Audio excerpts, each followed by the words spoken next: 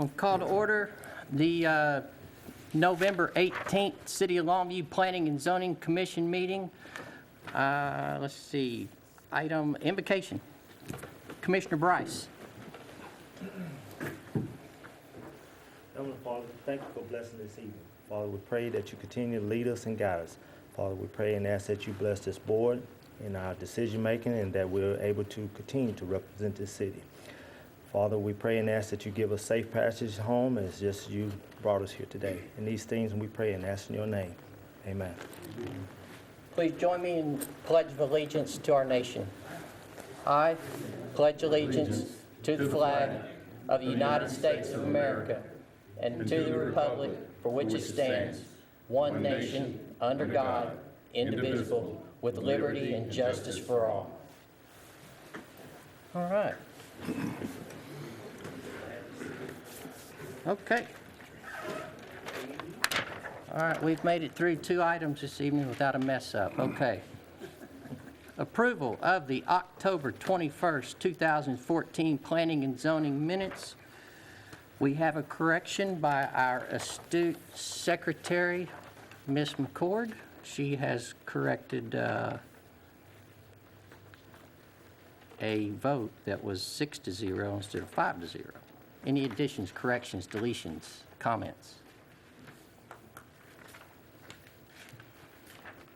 Do I have a motion? Make a motion to approve the minutes. Second. I have a motion second. All those in favor say aye. Aye. All those opposed? Motion passes. Okay, let's see. Just a second here. The consent agenda. We'll get to that in a minute. The purpose of this meeting is to hear all pertinent testimony of those in support of and in opposition to the applications before the board. Tonight is the first of 2 public hearings required to approve a change in zoning. The board considers plats. The procedure for public hearing items to be followed tonight will be the public hearing will be open and testimony will be heard in the following order: applicant, staff, general public, those in support, and those in opposition. If you are part of a large group with a common interest, we ask that you appoint a spokesperson rather than each individual restate the same information. When addressing the board, please begin by stating your name and address, and that's your address, not a post office box. Try to limit your comments to 5 minutes. When all sides have spoken, a public hearing on the matter will be closed and no further public discussion will be entertained. After each hearing is closed, the board will vote on the request. Zoning requests and the Planning and Zoning Commission's recommendation will be forwarded to the second public hearing, which will be conducted by the City Council on December the 11th, 2014. Items on the consent agenda.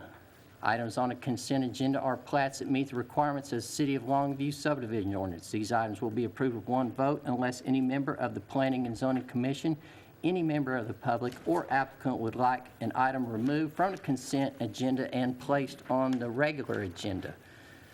And I see that Mr. Leon Lewis would like to discuss item A on the consent agenda. Let me introduce it, and then Mr. Lewis, if you'll come forward. I think it's for the regular agenda, the item A, regular agenda for the Sherwood Park. Is that right, Leon? Yes. You want to speak on the Sherwood Park? Yes. Okay, So you can just read consent agenda. hang on, let me see that pencil. That is not the consent agenda, that's the regular agenda. Doggone it, I make enough mistakes on my own without some help. Okay, let's see. On the, okay. So do I have a motion on the consent agenda? Would you read it aloud, please?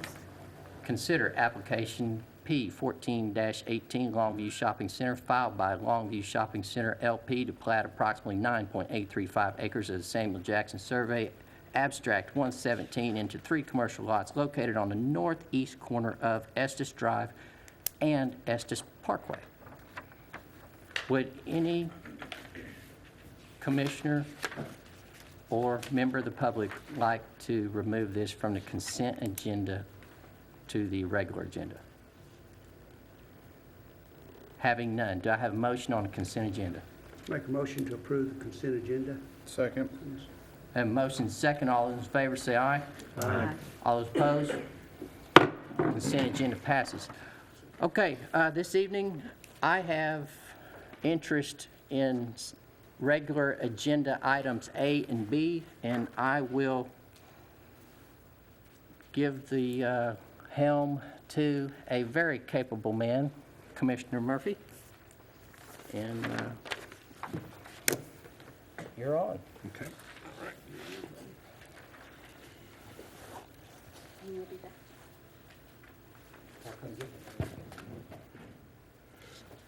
We'll move to the regular agenda now. First item, item A, a public hearing will be held to consider application RP 13-06 filed by Fred Hakeem to replat Sherwood Park, Lot 6, Block 1005 into 7 residential lots located on the north side of Fairmont Street on Columbia Drive. Who here represents this request?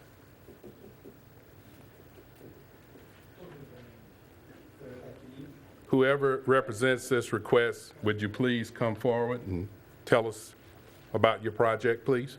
Name and address. We're gonna divide. Your name and address I'm first, sorry. please. Fred Hakeem with FNH Builders, Address. and 2107 Courthouse Drive, Suite 100, Thank you. Longview, Texas. We have already, the project is already finished and ready to build because it was approved by the people live on Sherwood Park long time ago to do that. The city has a copy of the approved letter with the notarized sign and everything to do that. And is already finished, as I said, with the change it to 7 lot. And only concern the people, a few people on the north side of it has is a drainage problem. And when we designed it and proved it by the city engineering and city engineering, and they decided the way we have done it, almost 70% of the water from the subdivision gonna go to the storm drain. That means before it was 2-acre land, almost 1.9 something. They were getting all the water going down. Now they gain almost 65 to 70% of it goes to drainage, because lot 12 and 13 drain to the street, all of it. Lot 14, half of it drain to the street, and lot 1 drain all of it to the street, and lot 17, half of it drain to the street. As you can see, the city engineering came there and looked at it, and they discussed it with my engineering, and they see how much water going to the street, and the rest of it goes down on the south side. And we really don't see any problem, because as far as drainage. And there's some people here might want to say they have problem. Before they were getting more water than now. And then I have the proof plan, which was designed and built as a plan here with me, if y'all want to look at it. All right, sir. Any commissioners have questions for the speaker? Help me out a little bit, Mr. Hakeem. Did you say that before this was built, all the water was going to the north, and now approximately 70% of it goes to the south into the Goes to the street and goes to the drainage. city sewer, city storm sewer? City storm drain, yeah. And then the other 25, 30% would go to The storm drain is right there where the arrow is, and the lot above it is lot 1, and half of the lot 2, it goes to the street, therefore goes to drainage, and lot 13 and 12, all of it goes to the street, and lot 14, half of it comes to the street. The lot sitting high enough that the water comes to the street. Only lot is lot 15 and 16, the water gonna go back where it was going before. Okay. Yeah. Then if I understand you correctly, this project will not increase the drainage Not at Other all. over what was previously there? No, Okay, thank you. because I have a picture too, when it was, we had that big rain, I once said there, a lot less water going down there than it was going before. All right, thank you. Any other commissioners have questions at What this kind of time? barrier is going to be between that existing residential and lots 16, The- 15, and 14? All right there, right now is a wood privacy fence, except some of it's chain link. And I'm gonna put the wood privacy fence, the rest of it. And for construction, we're gonna put the silk fence all the way, that way prevent any. Has any silt got on that property so far? Right now, when the crew was building the street, they put some out there. And we already cleared all the trees and moved all the trees. And But we're did gonna any- add some Did more any to it. get on the property of the homeowners behind there yet? Has any silt got on their property yet? There is some there, and we're gonna add some more, because the contractor finished. No, when it rained, did any of the silt get No. on their property? No, they didn't get anything. Okay. Anytime it rained, I went and looked, they didn't get any mud or Okay. anything. I have a went and question. looked, and I took a picture too. Excuse me. I need some clarification on that fence that you're talking about. Is that a new fence? You said that there's a partial privacy fence and partial chain link? Yes, the chain link, we're gonna, I don't know who it belong to, I'm assuming, some owner said it's belong to me, some owner said no, it's belong to us. We're gonna put a wood fence right in front of that.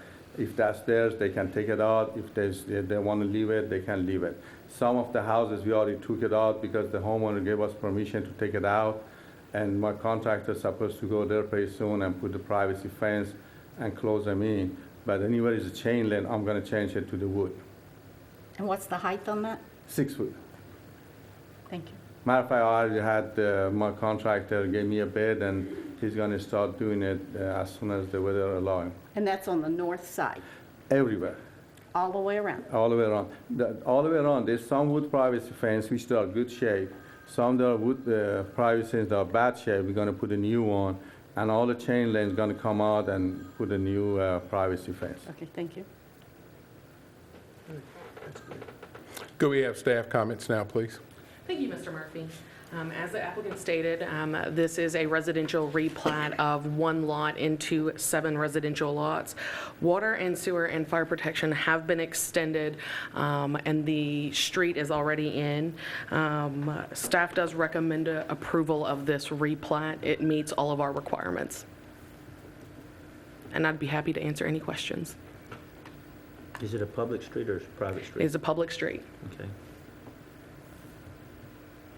Did I understand there was some sort of letter for this prior to it in the years past that the city had on file? A letter, there was some deed restrictions. Deed restrictions, okay. That were placed on this property, and it does meet the deed restriction requirements. There was deed restrictions in regards to lot size and lot width. And we do have a copy of the deed restrictions in our office, and this does meet the deed restriction. Thank you. And that's the reason it's back on the agenda for a review, since it's already been built, basically? Well, through the subdivision process, we have a pre-submission proposal process. The plating process is kind of a two-pronged process. It goes through the pre-submission proposal process where it is laid out and then staff approves that. And then the developer can either A, give us a letter of credit, or B, go ahead and install the infrastructure. In this case, Mr. Hakeem installed the infrastructure, and now he's submitting a final plat for approval through the Planning and Zoning Commission. Thank you. What is the SF rating on this? 4, 3, or what? Believe it's SF2, but their deed restrictions actually required a larger So lot size what is an SF2 going to require? 1,300 foot? 1,100 for the house. I think it's 1,200, yes. Is it going to have garages on it? It's gonna be 1,600 foot plus with the 2-car garage. Okay. But probably gonna be somewhere around 1,800 square foot, but I wanna keep my option open. The minimum is 16, with subdivision, I think require 14. I'm putting 1,600 plus 2-car garage. So what size do you project you're really gonna build there? Probably 1,800 square foot houses. 1,700 or 1,800 foot? Yeah. Why didn't you apply for an SF3? He didn't have to go through the zoning process. It was already zoned SF2. All he's going through right now is the plating process, the subdivision process. Well, the only thing I'm thinking of is the housing around it. I mean, you come in there and put something real small around it, and then their values are not gonna go up, they're gonna go down. You know, so I mean, that's the only thing I was thinking of. And our SF requirements as far as square footage for homes are fairly small. Even an ag zoning, I think, is like 1,500 square feet. So the smaller you go, like SF5 would only require I really think 525 that's something square that needs to foot. be addressed, Yeah, because we're seeing these pop up all over town now, and people with subdivisions, you know, that older subdivisions are coming in, they're putting in a lot smaller structures around them, and that's devaluing their property. Well, I mean, I'm not saying that for these folks there. I mean, I've run across it a time or two. So And the, how do we approach that in the future? It's difficult because when those subdivisions are built, there's a minimum, and it just so happens that the builders that come in that start that off build, or what maybe the market demands larger, you know, where maybe the original developer didn't intend for it to be that large, but then market drives that, and it's hard to come back and change it after those subdivisions have started. Like in this case, the subdivision actually has pretty restrictive covenants that dictate size, square footage of lot. This project has actually been about a 3-year project. Yeah. Where we at one time, we were looking at doing something much denser than this, and there was reference to deed restrictions. This layout is actually based on the amended deed restrictions that were filed based on some legal disputes that were back in the 90s. So, and he was correct in saying that everybody at that time signed off on this very specific layout, and I mean to a T. So, and there's minimum, you know, the minimum home square footage in the deed restrictions is larger than the zoning, but in most cases, it's smaller than what market demands. And I don't know how you fix that. That's a tough one because, you know, if you go in and it's tough to go in and change the zoning after the fact, you know, when you've got a Who would you neighborhood. change it with? It would be a PD because our largest home size in our zoning is like 1,500 square feet. And there's So very, we have no SF5s in Longview? SF5 is 500 square feet. SF1 SF1 is our going the other way. state zoning, and its minimum square footage is 1,600 square feet. You know, of course, these were written, you know, in the 50s, 60s, you know, when houses were smaller. Well, the quandary we're having here is everybody's digging for pieces of property like this. Sure. And we're throwing up smaller and smaller homes. And the people around it are getting very highly upset about it. And we see them day in and day out on the street. Infill is tough because traditional neighborhoods that were built in the 60s and 70s had larger square footage. You know, and on this side of Fairmont, you do have larger square footage. Now, on south side of Fairmont, you're going to have the smaller square footage homes. But the market, you know, you're not seeing the same demand for that 24 to, you know, 2,800 square foot home in a neighborhood like this for a more entry-level mid home. You know, that's a more higher-end home these days. You know, it's a tough one when you're looking at infill because you don't want that lot. I mean, that lot's sat vacant for years and years and years. Way before you and me were here. Yeah, and like I've said, this project has been 3 or 4 years in the making. We've had several renditions that were much denser, trying to maximize the space, trying to meet that market demand, because the market drives a lot of what we do there. I mean, you know that as well. You know, you got to build the size of square footage. You know, if he were to go in there and build the square footage of what's some of the stuff that's around there, what, you know, above 2,000, I don't know that he could get comps on it. Because the price per square foot for new construction in that range is not going to comp to what, you know, what's out there. That's one of the problems I'm having with it, though. The price of building today is so much higher than it was back there. Exactly. 2,400 square foot home is same as 1,600 square foot home today, built at today's market value. We're having to build smaller in the older neighborhoods like that where And there it's- are larger just because of the price per square foot. Price per square foot. Well, I know, I mean, I beat my head up against the wall And because I that's don't what know I how do. you fix it. I mean, that's what I do, but You know. at the Yes. same time, I'm sitting here looking at the people that live around it and going, oh, man, we're putting a 1,500-foot house in amongst 3,000, 3,500-foot houses. Now, and- if you look at price per square foot, yeah, there's going to be a disparity, but if you look at total value, there's not. I think you're going to be at or more market value. Now, price per square foot, there's going to be difference, but these homes are going to be at the same value, if not more, than the homes around them. They're just going to be in a smaller package. Just to be clear, because we've had some discussion here, the legal minimum requirement for this project is what? 1,200 feet. Based on zoning, which is SF2, I believe? Yes. I believe that's 1,200 square feet. Now, there are deed restrictions, which I think dictate a little more than that. Now, we don't enforce deed restrictions when it comes to building and construction. Now, when it comes to plating, which in this case, there were deed restrictions that dictated minimum lot size, minimum number of lots, very specific layout, we can enforce deed restrictions through the subdivision ordinance. So that's why we have this layout. We can't enforce deed restrictions as it relates to building height, building facade, minimum square footage. Those are private covenants that are enforceable between the property owners. And the submitted plan that we are talking about here is going to be what square footage? And submitted a plan. They haven't submitted any building plans. This is strictly the subdivision lot layout, which complies with our subdivision ordinance for minimum lot size per the zoning and per the deed restrictions. Okay? Okay, to answer your When- question, that's why I picked up 1,600, because the deed restriction for this subdivision, which is about, how many, 200 houses in Sherwood Park, is 1,600. The minimum is 1,600. Some houses are 1,600, some houses are bigger than 1,600. Like the subdivision I have done in the past. I put minimum 1,800, I have 3,000 square foot house in there. Someone comes buy a 3,000 square foot house, that's their choice because they know minimum says 1,600. I sell the lot to someone else, 1,800. Sell it to someone else, they're gonna come put 1,800 house next to their house.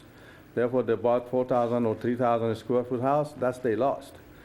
And not gonna happen as long as I own the land because I'm building 3,000 square foot house.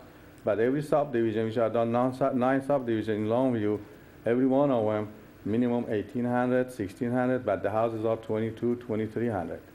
Because most of the time, the developer tries, see if a market is good, they go for 2,400. If it's bad, they go for 1,600. Mr. Shirley knows if you want to go back and change the deed restriction on the subdivision, is a nightmare. It's impossible. Therefore, I'm following the restriction is already registered in the courthouse, which minimum is 1,600. Okay, Mr. Shirley, so here again, make sure we're clear here. By zoning, we're talking about a minimum of 1,200 square foot per house in this particular area. Yes, sir. By deed restriction within this particular area, it's 1,600. I believe so, yes. Okay, therefore, he can't build anything smaller than 1,600. No. Correct. Now, with that being said, if he were to submit a building permit to the city for a 1,300 square foot house, we would approve it because we can't enforce the deed restriction. That would be up Correct. to the neighbors to file an injunction to take care of that. But there's a legal There's a process. legal process And the legal for that, process has absolutely. been identified Yes. in this case. So we're talking about 1,600 by deed Yes. restriction. Okay. Anybody else got questions for Shirley or the staff? If not, let's move on. Thank you, sir. The public hearing is now open for application 13-06. Who present, in addition, wishes to speak in support of this application? Anyone additionally want to speak in support of this application?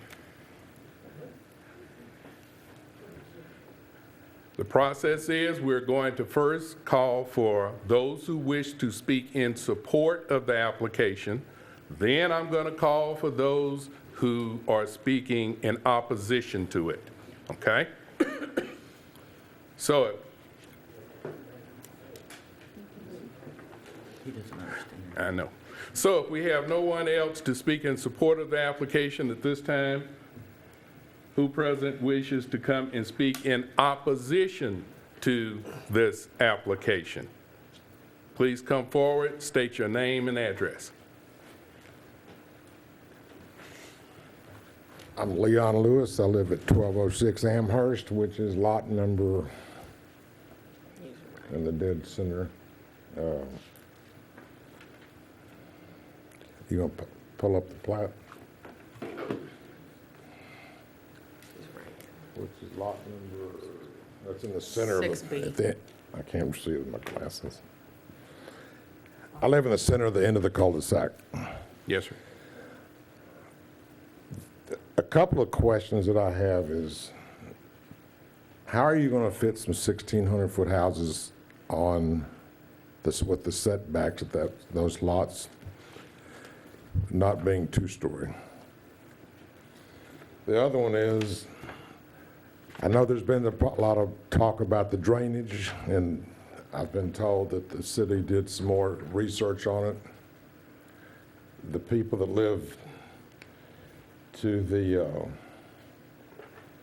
on the corner of Dartmouth and the next house up and the house next door to me, there's two houses going towards Dartmouth from mine in the corner. There's no way for the water, if we get one of these 5 or 6 inch rains, for the water to get out to the cul-de-sac. It all drains to that corner right there. There's a storm sewer on the cul-de-sac, but there's nothing to catch the water to go to the storm sewer itself, to the manhole. And now that we've taken all the trees out and all the brush and everything, his drainage looks like it could work, but you get one of these big rains, it's not going to work until you get some houses in with yards in, downspouts going the right way, and there's some upset people. And I've been told that, if it doesn't work, then we can come back and we can go back to the city, and that's like you said, a process of due law, which is a real pain for the homeowners when we get flooded out. If we get flooded out, and there's probably a pretty good chance it's going to happen. And I'd just like to tonight find out what story, if he's building 1 or 2 story houses, if they're going to meet a minimum 1,600 feet. If I'm not mistaken, I've got the original plat. I forgot to bring it with me. It's at my house. They did not have a 35-foot setback from the cul-de-sac. It was like 15 foot, which you could have gotten houses that are built in the neighborhood that size. With a 35-foot setback from the cul-de-sac, and I think it's a 10-foot from the outside of the property, it made a lot of difference. And being in the construction business here for a long time and built a lot of townhouses and residential houses and commercial buildings, I just can't see how you can keep the privacy that we've had by building a 1-story house on small lots like that. And if they're 2-story, we're going to lose everything. We've already lost all our trees and everything. So I'd like for the council just to get some more answers, because I think we've got some neighbors that aren't satisfied with what's going on. Thank you, sir. And one of the main things is the drainage, because I've had my pool flood 2 or 3 times. I've been there 25 years, and it didn't just flood from water hitting my backyard and coming over. And the man on the corner of Dartmouth and Amherst and the neighbor next to him have had lots of water problems. So I'd like for the council just to ensure to the neighbors that we're what's going to happen is going to make us satisfied, and we don't want to have to come back to the to the planning and zoning or city council or whatever, because it's too hard. And I don't think that it's going to be, I hope it doesn't come to that. All right, so let's see if we can address your two questions regarding height and drainage and how we address that. The zoning is what dictates the height of the building, not the plating process, and also the deed restrictions. And in all of our zoning categories, I believe it's 2.5 stories. So the existing neighborhood and this land has a 2.5-story height restriction on it. And I believe the deed restrictions, I don't know if they reference that or not, but it wouldn't, I don't think it's more restrictive than that. So that's going to be whatever the pretty typical for the zoning is. As far as the drainage is concerned, the way our drainage requirements work, we design to the 25-year storm, and basically you can't increase the drainage impact on adjacent property. That's not to say that you're not going to continue to have impact on adjacent properties. If that's the natural course of the drainage and the water, then it can continue to go that way. You can't increase it or make it worse. And a lot of times with development, you do make it better. That's not to say that they're still not going to have drainage, natural drainage coming across the property. Now, there is the way the street's laid out, it drains to this location right here. That's where the inlet is. And there's a storm drain that runs and ties back in over here at Amherst. But that's not to say that there's not going to be natural drainage that drains to this corner and sheet flows in that area. That's already where the water's going. So that, it's going to be less than what's there now.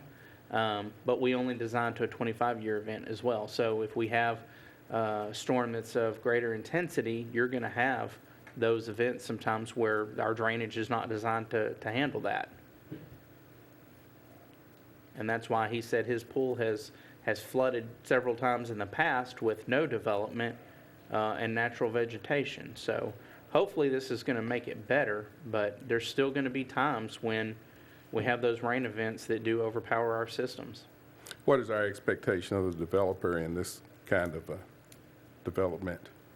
Well, we did go out on site. We had some, they called with concerns a few weeks ago as they were still doing some final grading, and myself and our city engineer went out and looked at it, went back and pulled the plans that were submitted and looked at the drainage information and talked with his design engineer, and our engineer is comfortable with what's submitted and with what's out there, that it's going to work to our standard as designed. Now, I kind of joke, and Mr. Morris may not think this is funny, but engineering's not an exact science, and from time to time, the way we design things, they don't always quite work that way. And so, if that's the case, then we'll have to look at it. If for some reason we get out there and we've got all the houses built and we have a problem, we'll have to address it, because we do have a standard that they can't impact adjacent properties more so than pre-development. So Why wasn't there another catch basin put in the back corner of that lot? it wasn't required by our standards, because the way they designed the drainage, it wasn't needed. The amount of sheet flow that was going to be there is going to be less than pre-development. And so we, that's always an option if we do have a problem. I don't think that we'll have a problem. My city engineer doesn't feel we'll have a problem. Their engineer designed it that way and doesn't feel that there'll be a problem. But, there's a lot of phone calls that I get way after development when,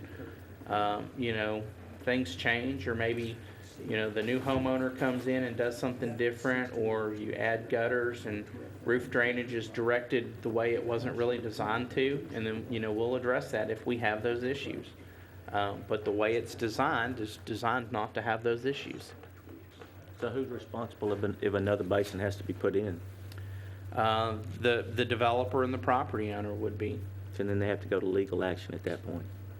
Well, they would come to the city, and it's a city requirement that they don't have that impact. So we would if there were a problem, then we would go to if the property has changed hands, we'd go to that property owner and the developer to try to rectify the situation.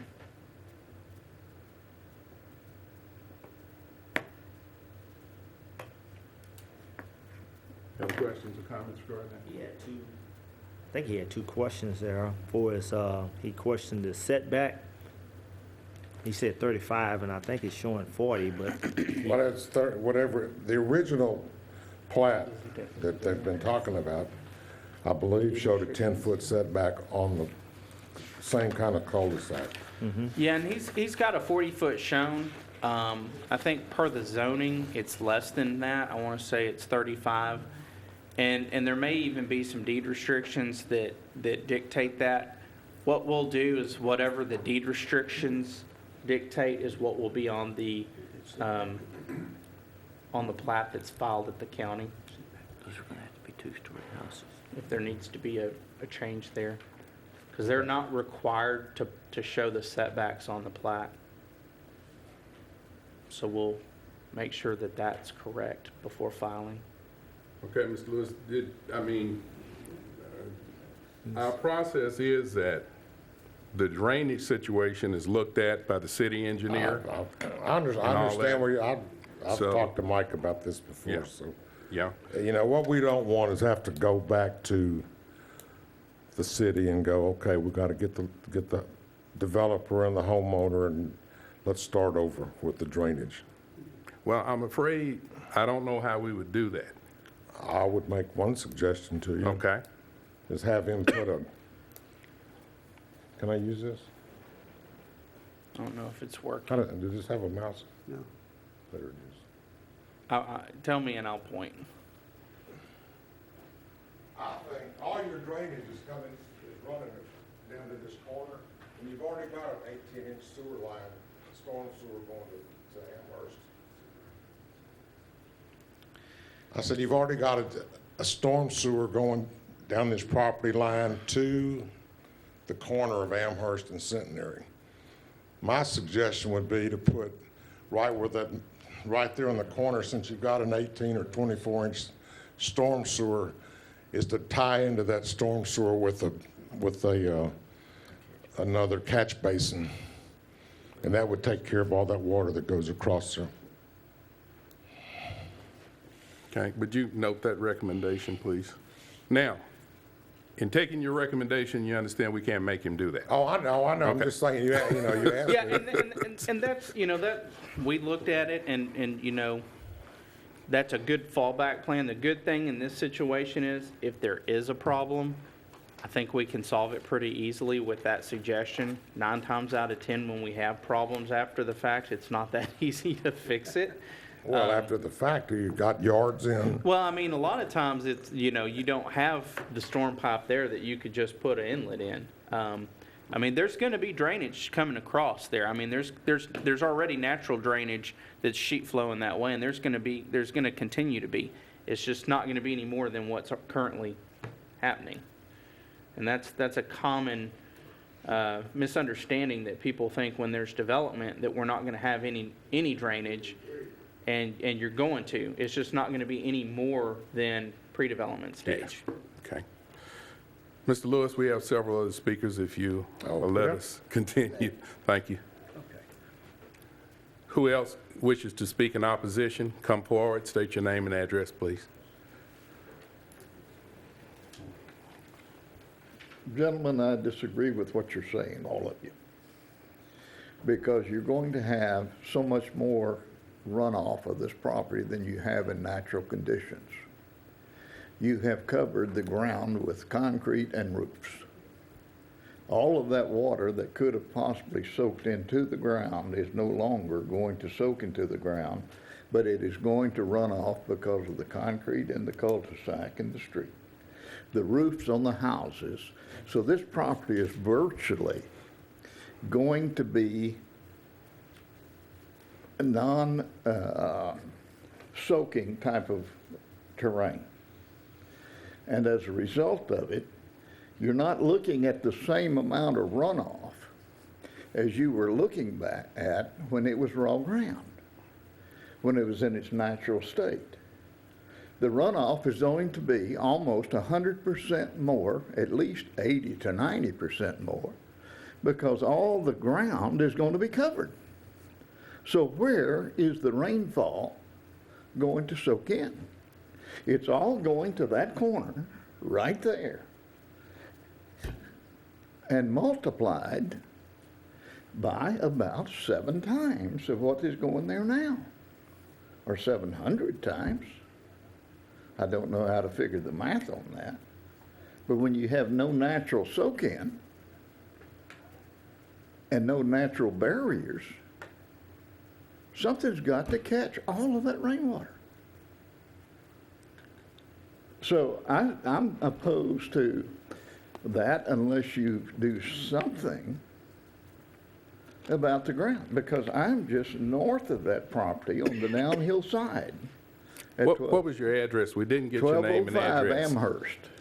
And your name, sir? My name is Fred Curtis. Okay, sir.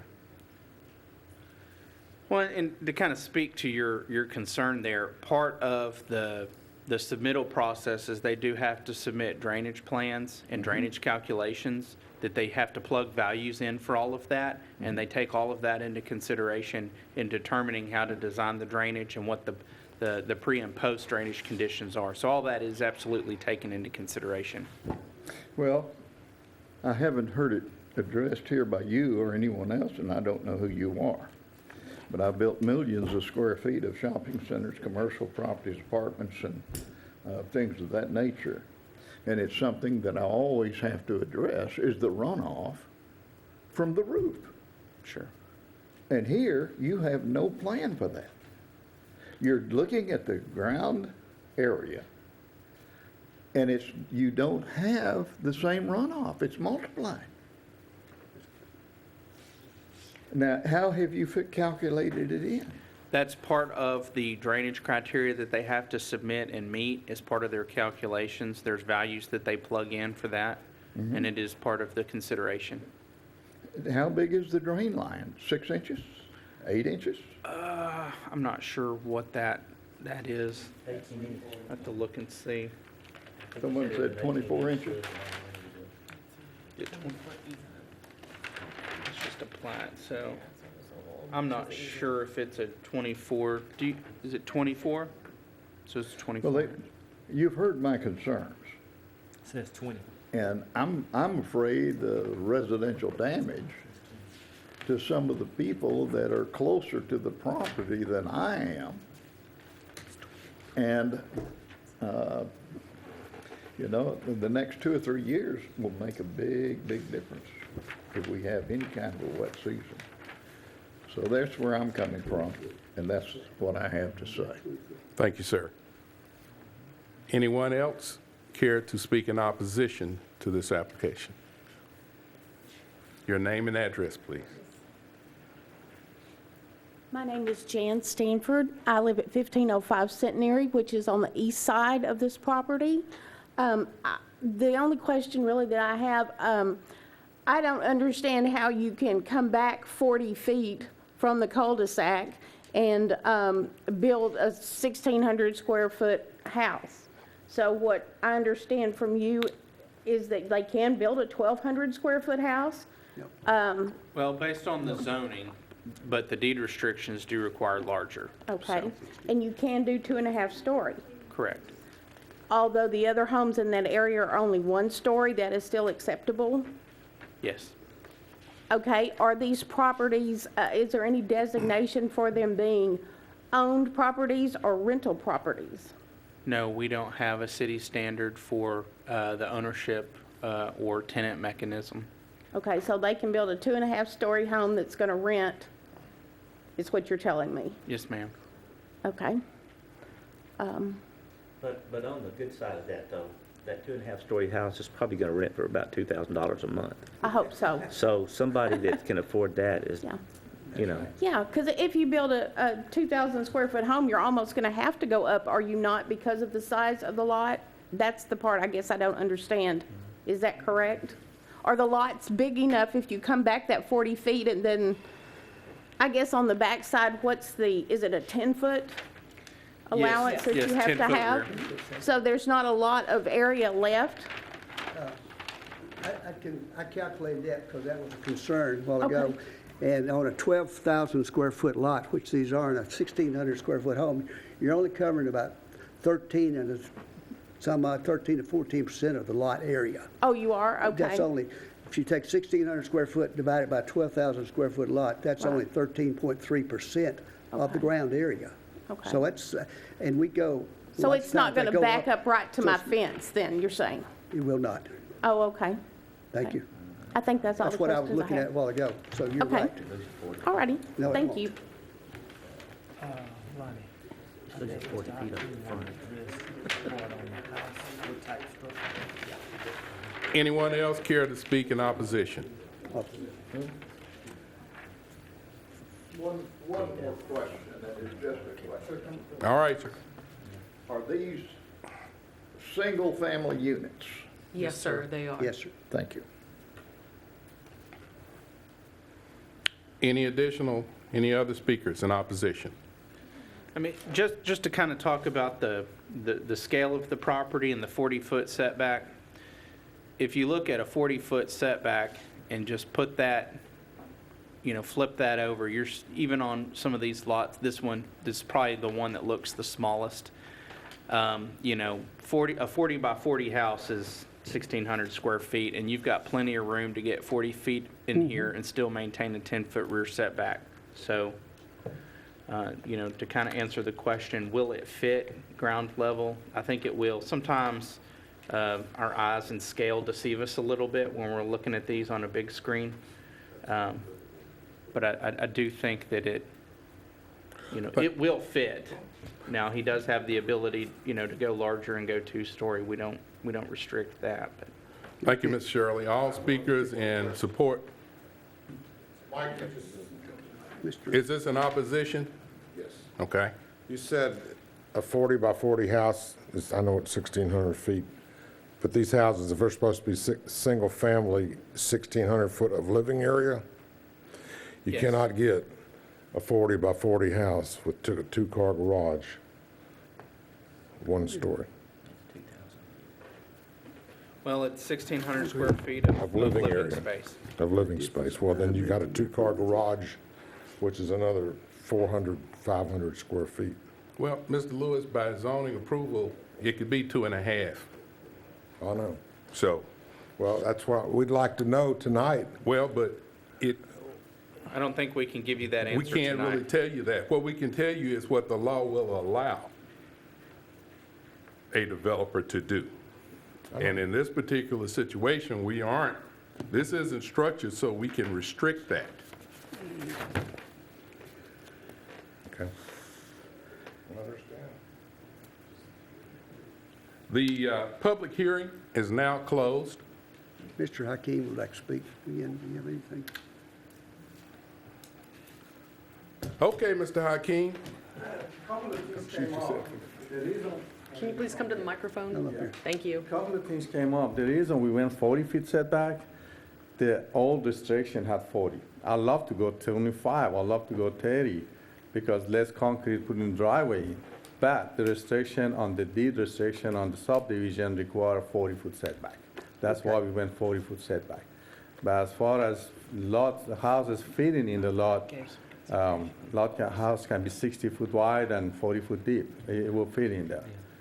And as far as drainage, again, we follow the restriction and we put in less water going in that corner than before. Because most of water comes to the cul-de-sac, goes down the drain. Almost 70% of it goes to the drain, 30% of it goes back in that corner. It's a lot less than what is going before. We're not going to solve the problem, but we're not dumping more water there as it's designed than it was before. That's all I was going to say. Well, Fred, would it be unreasonable to put another basin in there? If there was... If it would make everybody happy? Well, that's the problem, because if it was... We're getting way out of line here because I've closed the public hearing on it. Okay. So we're getting way out of line here, Yeah, if Mr. Hakeem, I really got to ask you to sit down because we really got to move Okay. on. Okay? But I was gonna ask 'Cause this question. I hear, but just please, if Yeah, you'll. all right. Thank you. Thanks a Thank lot. you. And I'm sorry, but we got to move this thing on a Thank you. little further. Having heard the staff comments as well as having heard those speaking in favor of and opposition to it, is the commission ready to vote? If so, I'll entertain a motion on application 13-06. I make a motion to approve Second. application 1306. It's been moved and second. All those in favor? Aye. Aye. All those opposed? Application 13-06 is approved. What do you say? Who seconded? Okay. Item B, a public hearing will be held to consider application PD 1406, filed by Fred Hakeem, requesting a rezone from agricultural to planned development, single-family attached for approximately 1.315 acres of the D. Sanchez Survey, A-186, located on the south side of Greg Tex Road and west of Gilmer Road. Who here represents this request?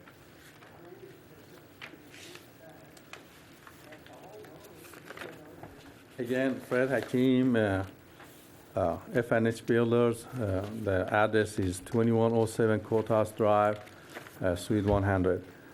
I'm doing this project for Mr. George Hasty. We're requesting to put 6 lot on that piece of property. It's called attached, townhouse attached. And then we live in 50-foot opening going to the property behind it for the future development. And again, we follow the restriction the city require and all that. And anybody has any question? Any commissioners have questions for the speaker? Is it the PD? Yeah, okay. If not, staff comments. Thank you, Mr. Murphy. The applicant is requesting to rezone from agriculture to planned development, single-family attached. He will have 6 lots with 2 3-unit clusters. The minimum house size will be approximately 1,600 square feet with lot sizes of approximately 7,500 square feet. He will have a 30-foot, approximately 30-foot setback. It will probably be a little larger than that. He will have, each unit will have 2-car garage with 2 parking spaces in the front. And due to access management, he will be only allowed 1 driveway for each cluster unit. So each 3 units will share a driveway in the front onto Greg Tex Road.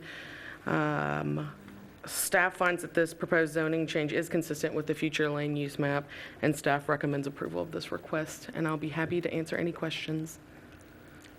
Any commissioners have questions for staff? How is the single driveway working out? I'm sorry? How is the single approach driveway working out with all the residents in there?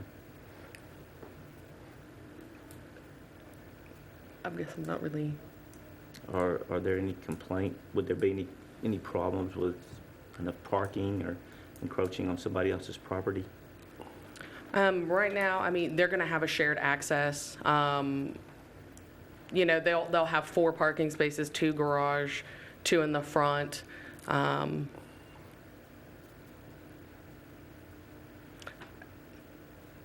I guess you're asking if there's gonna be extra parking for any of the other, if they have any. Yes. Yes, What- yes. How is it working? We have the same similar situation over on Hawkins Parkway. in that area that I go by every day with shared driveways. Have we had any problems, complaints, or anything in that area? I have not received any complaints. Okay, thank you. You have a similar situation on Pine Tree Road. How's that worked out? We have had Where- one complaint, On Pine Tree Road. and that's that's the same thing that you're gonna have on any other private property dispute between property owners, whether it's the fact that they're sharing a driveway or sharing a fence or any other thing. But as far as how's it working out for access management, we have less driveways, less conflict points, and that's the reason we have the requirement for single access points or more shared, more uniform access points, because it doesn't make sense to have 6 driveways onto Greg Tex there. And, and that's one of the trade-offs when you do denser development. So who's responsible if there are problems? It's like with any private property dispute, that's not something that the city can enforce, because through the plating process, there will be overlay cross-access easements there in place. Be no different than if you had an easement on a flag lot or a lot that didn't have access where you could cross a neighbor's property. Those easements are gonna be in place to protect everybody, but if there's, conflicts in personalities that arise, those, you can't foresee those kind of issues, but the protections are going to be in place to protect each one of those, because they will have that cross-accessibility and easement in place. Any additional questions for staff from commissioners? Okay. I have done one subdivision on 300 Falcon Way, 16 houses, same situation. Each house has 2-car garage and 2-car extra parking in front of the house. Past 3-4 years, almost 5 years, we never had a complaint anybody. There's 16 houses there. Again, they have 2-car garage and 2-car front of the house, and they can put 4 cars. And I talked to them once in a while. I said, well, if you have friends, we asked the neighbor, is it okay? They said, yeah, park it here, but I never had a complaint on any of them. Yeah, I mean, this is a trend that we're seeing. We do have lots of cluster developments like this, and I'm somewhat familiar with the one on Pine Tree. I don't know all the issues with that one. Part of what and a lot of this is a learning process, making sure that we're not just deed restricting with cross-access, but also taking it a step further and putting into play deed restrictions that actually go a step further and protect on how we can park what where in those cross-access easements and what kind of repercussions are there. Those are some of the issues that I've seen as well, and that developers need to think about. It's not just put a overlay and that solves all the issues. Thank you, Mr. Hakeem. The public hearing is now open for application PD 4-06. Who present wishes to speak in support of this application? None being present. Who present wishes to speak in opposition to this request, PD 14-06? None being present. The public hearing is now closed. Do we have a motion on application PD 14-06? I make a motion, we approve. I second. PD 14-06. It's been moved and second. All those in favor, say aye. Aye. Aye. All those opposed? Application PD 14-06 is approved.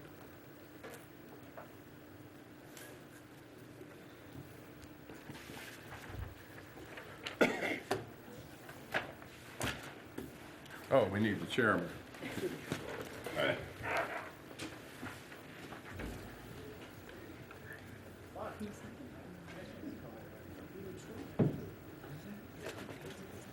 My goodness. Is somebody walking on the moon yet, or what are we doing here? Goodness gracious.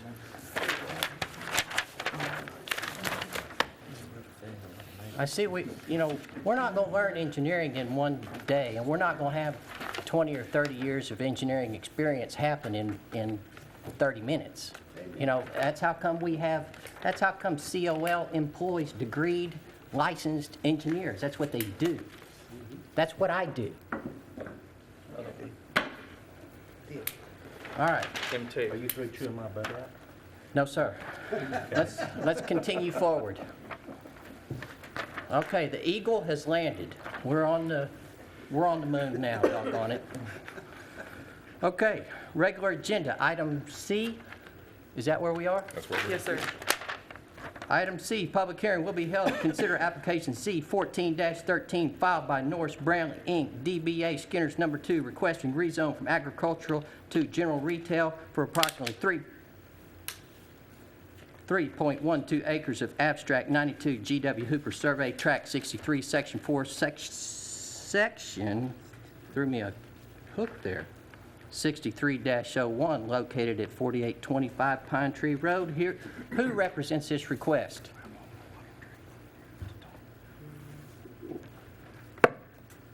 My name is Brant Brantley, and the address in question here is 4825 Pine Tree Road.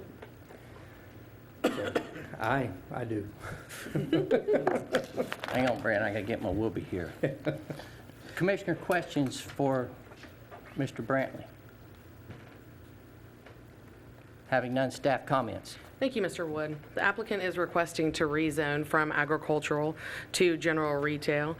The subject property was annexed in 1980, and when property comes in, it is designated agricultural.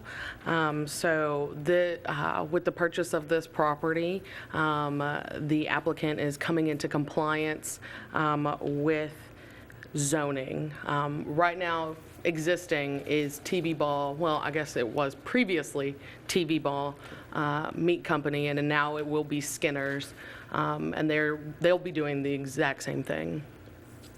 Commissioner, questions for staff? Having none, the public hearing is now open for application Z 14-13. Who present wishes to speak in additional support?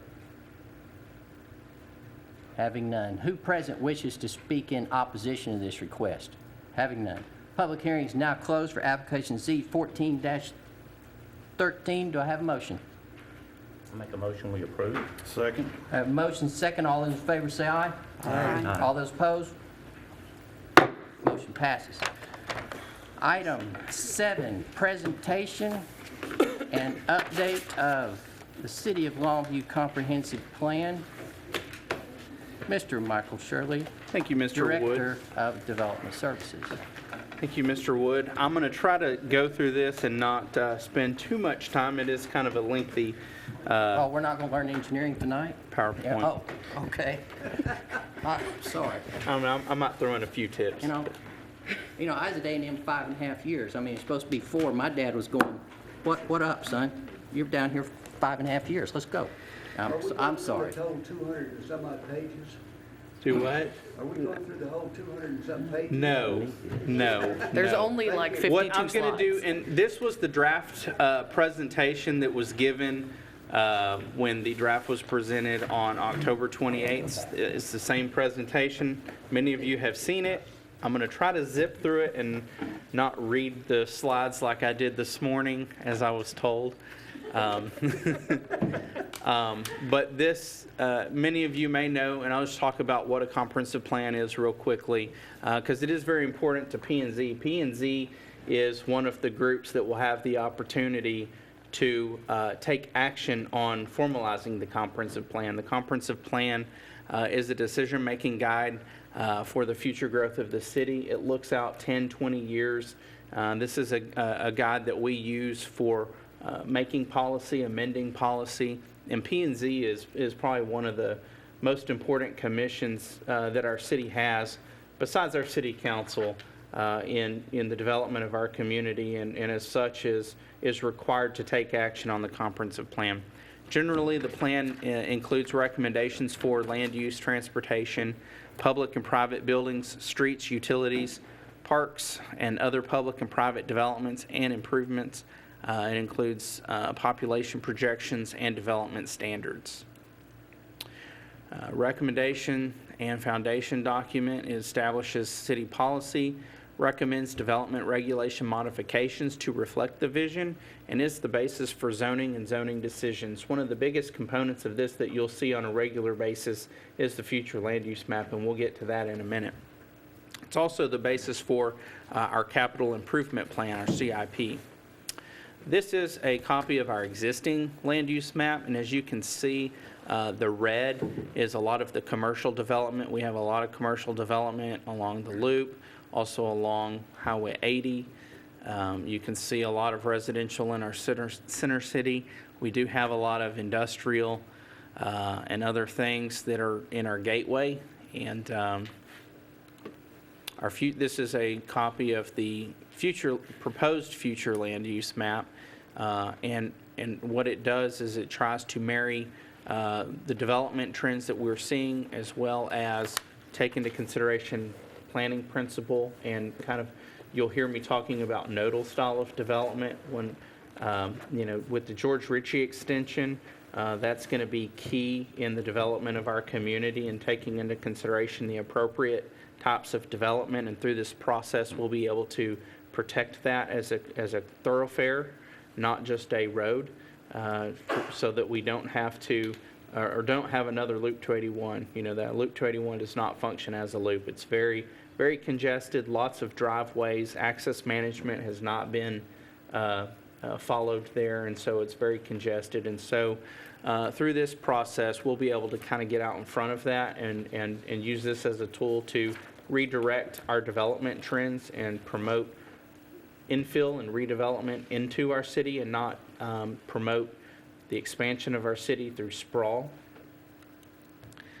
Part of this process is a three-phase process: the community snapshot and visioning, which we started in February.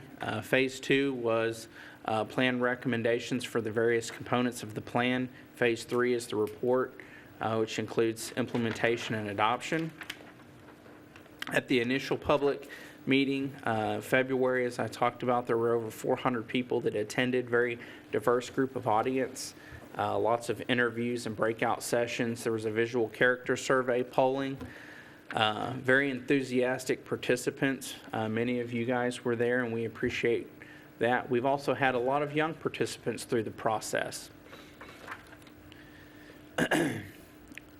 During the visual character survey, these were some of the participants' responses that they could use. There were different pictures that they would put up talking about what you want Longview to look like, whether you want a community that has very different aspects, and there were different responses given. We also had a survey that was sent out that we received over 2,400 responses to. Throughout this process, our consultant has said that the amount of response through this process has been very well compared to other cities that they've worked in. They were very surprised as far as the amount of community involvement and engagement that we've received. So we're very proud that our community has embraced this process, and we'll be able to get a product that is implementable and building community consensus. We also had a lot of young people that were very active in the surveying. Some of the single issues facing Longview: quality of life, competition from other cities. And I'm not going to read all of these, and if you'd like, I can send this PowerPoint out to everybody. And it is kind of rerunning, I do believe, on the city's Channel 5 as well. Some of the community input, the major themes there, and I'm not going to read those, and I will send that out to y'all.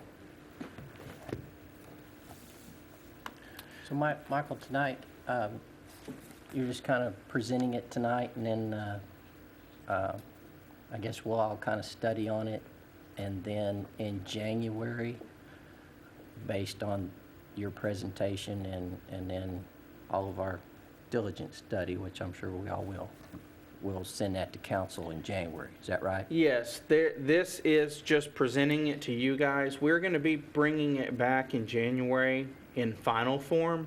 for your consideration and recommendation. At that point, I would hope to have any comments or suggestions by December 15th. Really, at that point, I'm not going to say it's too late, because if you don't want to approve it, you're not going to. But at the same time, we want to have those comments before then so we can incorporate it into the final draft. And so from now until the 15th, you can go, and in a minute I'll show you on our city website, you can go and download the plan in its entirety. And there's an opportunity for you to go online and make those comments, and that will be incorporated into the final draft. This is just an opportunity to introduce the final draft to P&Z. And this was the vision statement that was part of the process. Some of the plan goals, and like I said, I'm not going to read through those, but this was the group, and many of y'all attended most of the meetings. Lonnie was our liaison and part of the process. A lot of the things that we heard were things that we heard from many people in the group, not just one person or the other. And I think a lot of the things that we hear as Planning and Zoning Commission coming from the citizens, about walkability and livability and protection of property values and quality of life, and all of those themes are part of this process that we'll then take and implement into our policies. As far as the recommendations, as I mentioned, some of the main recommendations are to consider nodes of concentrated growth and not the strip type of development that we've seen. I noticed when she was saying that, and which I thought was kind of interesting, in that we've kind of done it with George Ritchie, a little bit, build it and they will come. And so that's interesting to me. Well, the whole purpose of George Ritchie all along is we need a new east-west thoroughfare for mobility. There has Well, been it's like 635 around Dallas. there has been a Once they group built that says, "Oh, great, exploded. we're gonna have all this new land for development." Not necessarily. It will be open for development, but what type of development? And we're hoping that it's going to be more residential development. At your main intersections of roads, you'll have the nodal concept where you'll have appropriate for service type uses. I think 700 acres up there is the industrial park. Not much residential in there. Well, and that is in the middle of it, and that will work around. That wasn't part of the future land use plan, I don't Not at think. the time, I but we understand amended that. it. Okay, all right. We're getting I'm in just front of. rubbing. I know you are. And we're getting in front. Well, and at the time we didn't have a updated comprehensive plan. I understand.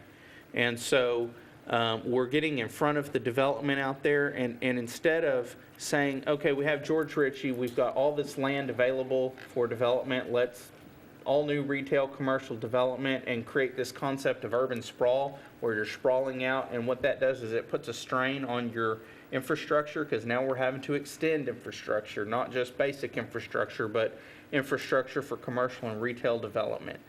Well, if you kind of create an urban growth boundary, you say it's open for development, but low impact development, you push that commercial retail back into your center city, into your downtown and areas that can be redeveloped where there's already infrastructure, then you help revitalize those areas that need it. And so that's one of the themes of this plan is to try to do that.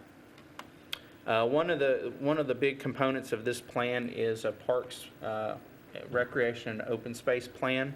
Currently, we have 651 existing park acres. Based on studies, we should have about 1,279 is what's really needed for our population. So you can see that we're a little bit deficient there. Based on population projections, we'll need 1,300 in 2019, and in 2024 we're going to need 1,400 acres. So we've got a lot to do there in the parks area. Some of the key areas of focus there, looking at different opportunities and expansion of the parks program.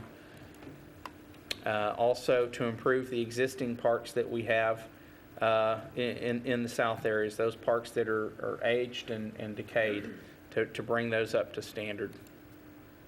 Also an extension of our trail program. That has been a great Great thing that our Parks Department has done is the trail program. They're widely used, but we need to expand those. Also, a big thing that we keep hearing is sidewalks and bike mobility for the recreational aspect and also for primary mode of transportation. There's two worlds there. Also, a concept of complete street. If you're not familiar with that concept, a complete street is a street section that accommodates all forms of transportation. As you can see here, this is a typical street section. There's raised medians with landscaping, and there's also a bike lane, a dedicated bike lane. Also, some of the street sections would have separate dedicated sidewalk sections, and so that complete street is complete for all modes of transportation, both primary and recreational. And so these are corridors that have been identified that could possibly benefit from a complete street. And a lot of times that complete street concept would be overlaid on a street that may already have 4 or 5 lanes, and you put it on what's called a road diet and bring it down and use the existing right-of-way that you have, not expand it, but bring it in and use what's already there and slow that traffic down and maybe put some of that traffic that could go, because we have High Street, Green Street, Moberly. I mean, we've got a lot of north-south thoroughfares.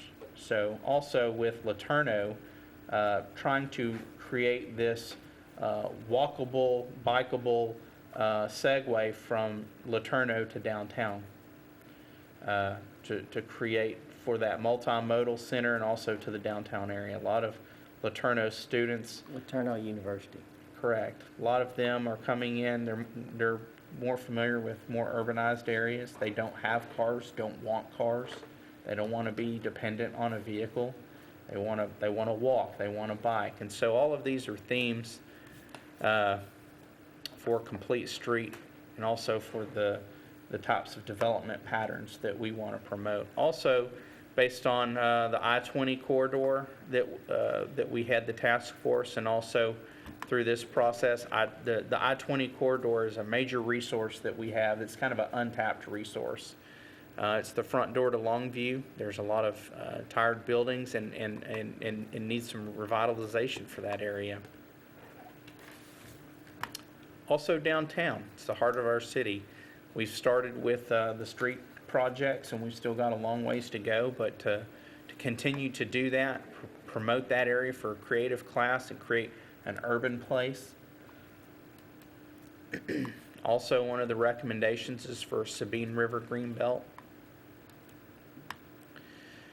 On the land use, as I talked about, the recommendation to limit sprawl and focus on infill to the corridors that we have for downtown and nodes, and to kind of get away from that more strip development. Just because we have a major roadway or a major thoroughfare doesn't mean that commercial development is always appropriate on those major corridors. We, as our consultant was driving around, every corridor that we have is strip development of retail and commercial. And what that does is that spreads all of that out, spreads out the infrastructure, and it doesn't create a concentration of development. That's kind of build it and they will come. It is. And what it does is now you've got, 20 years later, now you've got areas that are deserts, because as development patterns shift, that area no longer supports that, and through annexations, it no longer supports or has a need for it, and looking at more regional type development centers. Also, one of the recommendations is for maintenance and aesthetics. Property maintenance code is something that we don't currently have, and is a mechanism to have an enforcement arm on maintenance and aesthetic standards. So that's one of the big recommendations that is coming. Gateway and imagery. We have lots of gateways into our community, but we don't really recognize them as such. We've got, East and West Highway 80. We've got North Longview, the Wishbone area, as we've kind of started calling it, there at High Street and Moberly. It's a major entryway into our community with no real, signage or anything that lets people know where they're at. So that's another thing, is to enhance those corridors to attract people and also just to let people know where they're at. Another thing is looking at police and fire facilities, looking at where we have existing facilities and where we may need new facilities in the future as we grow. One of the big things is a new fire training center where our current training facility is. Has a lot of residential around it. It's very time consuming when they go to do training exercises. They spend several days knocking on doors, letting people know that they're going to be doing training, because the type of training that they do involves a lot of fire and a lot of, a lot of disturbance. And so there's a need to relocate that and have a bigger, larger facility. Also, to update and consolidate some of the departments to improve efficiencies. Here at City Hall, we only have a few departments that are here at City Hall. All of these dots on this map are all the different city buildings that we have that house not just departments, but pieces of departments. We're very spread out. And so that's another recommendation, is to look at that. Also to have a town and gown relationship with LeTourneau and further embrace that relationship, because that is a big component of our community. And this is just kind of showing how having landscaping and sidewalks creates a safe and inviting street. So just going through the sections of the plan, there's the community snapshot, there's the long view that talks about the goals and objectives, there's the future land use section, which is going to be the part that P&Z deals with on a monthly basis, transportation and circulation plan that will make recommendations for new roads, that will give us the ability to plan for new roads that are needed in the future and have the mechanism to kind of preserve the right-of-way as well.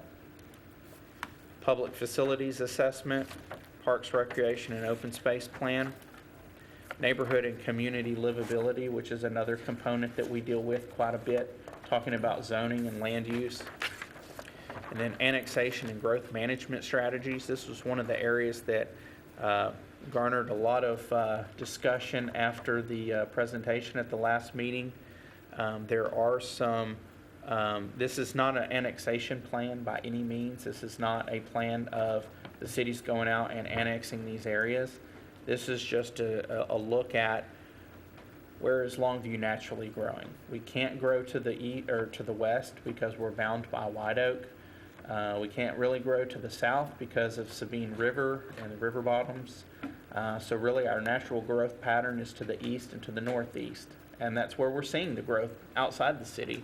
So basically this is just saying we should look at the areas where the growth is already occurring, look and see if annexation is appropriate, look at all the things that are there. We've got, whether we can serve it with utilities, whether there's already other utilities that are serving the area, looking at floodplains and things like that, just to determine if it's appropriate to annex for growth management. And that's one of the reasons cities annexes for growth management, so that you can protect that area so that it develops in the way that it should and not without regulation, because those areas outside the city have very little, if any, regulation on the types of development that occur there. And then the economic development summary, which is a component of LEEDCO, and that will include their strategic plan that they just completed this last year, so that would be a part of this. Then the last part will be the implementation matrix. LEEDCO's a subsidiary of City of Longview and gets funding from the City of Longview. Correct. Okay.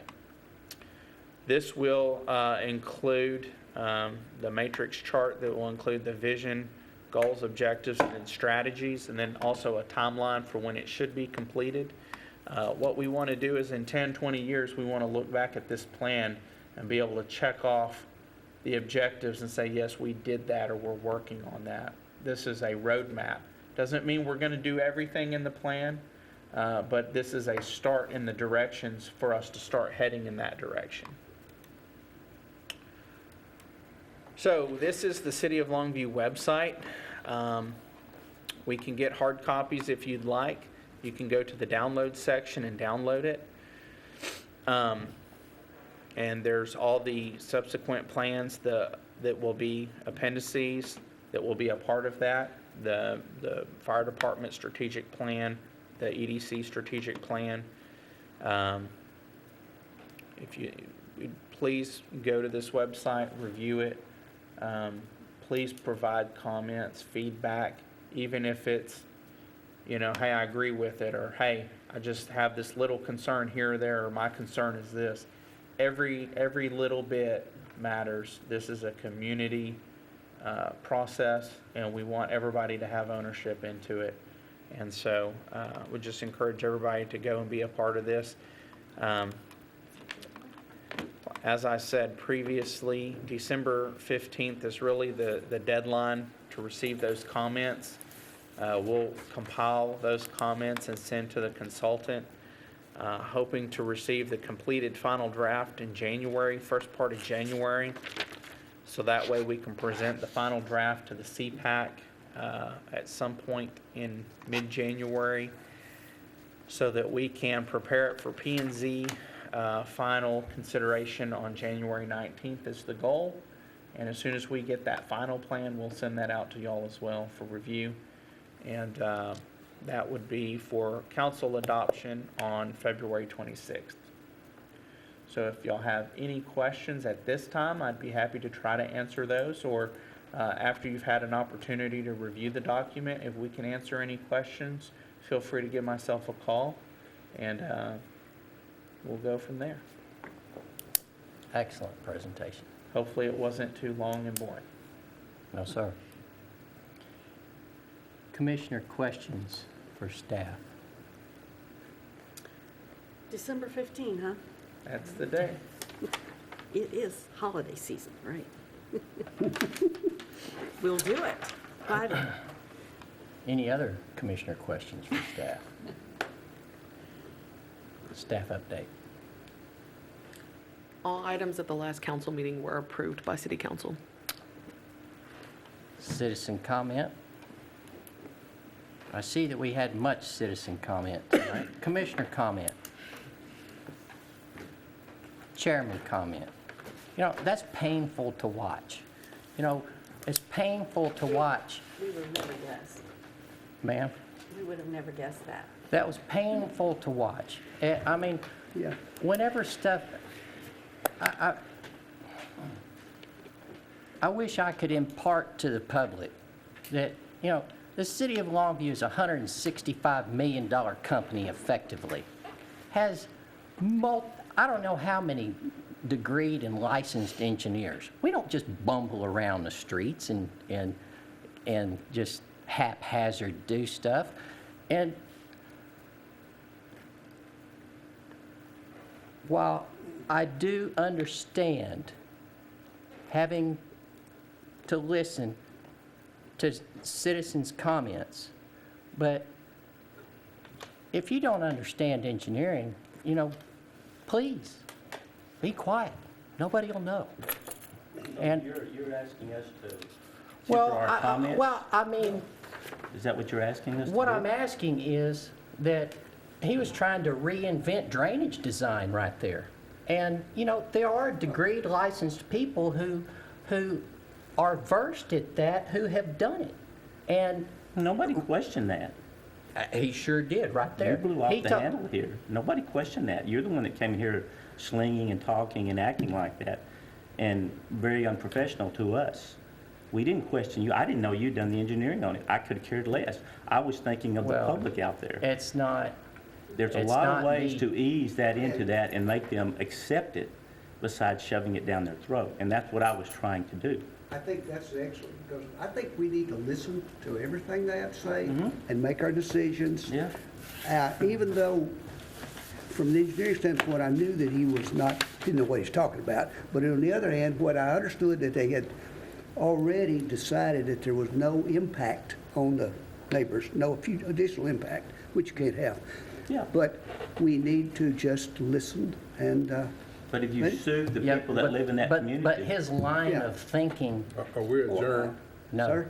And I no. apologize I apologize, I didn't know We you need had to closed adjourn. that when I said Fred had, I We're thought you not were about adjourned. to close it, but I I mean- didn't know you'd closed the public hearing. No, I this is, apologize.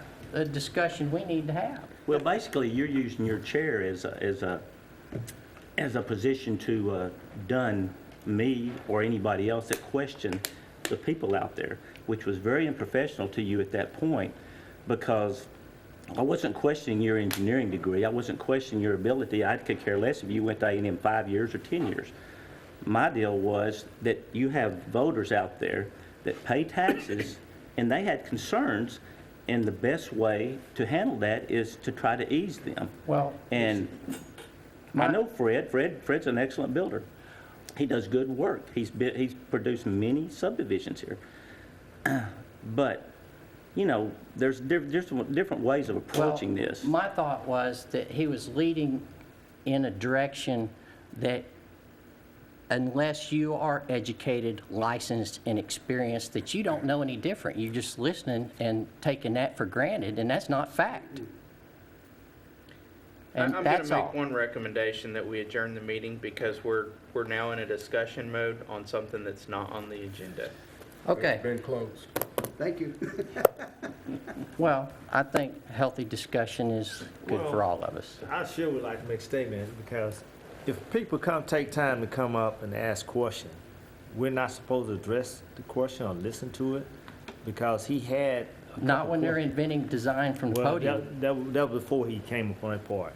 He had a concern where I brought it up about the setback, Right. and he was wondering about if it was 1 or 2 stories for his privacy. And that was the part I heard that statement, and it was a question, and he had the floor. When they have opportunity to speak and bring it to us, do we not address that, or we just let it go? David, you can't use your chair as an intimidation factor. And that's what you came across at. You tried to do that with me, but you came across them out there like that. Okay, well, maybe we'll have to have a retreat one of these days and visit about it. Any other commissioner comments? Yeah. Having none, this meeting's adjourned.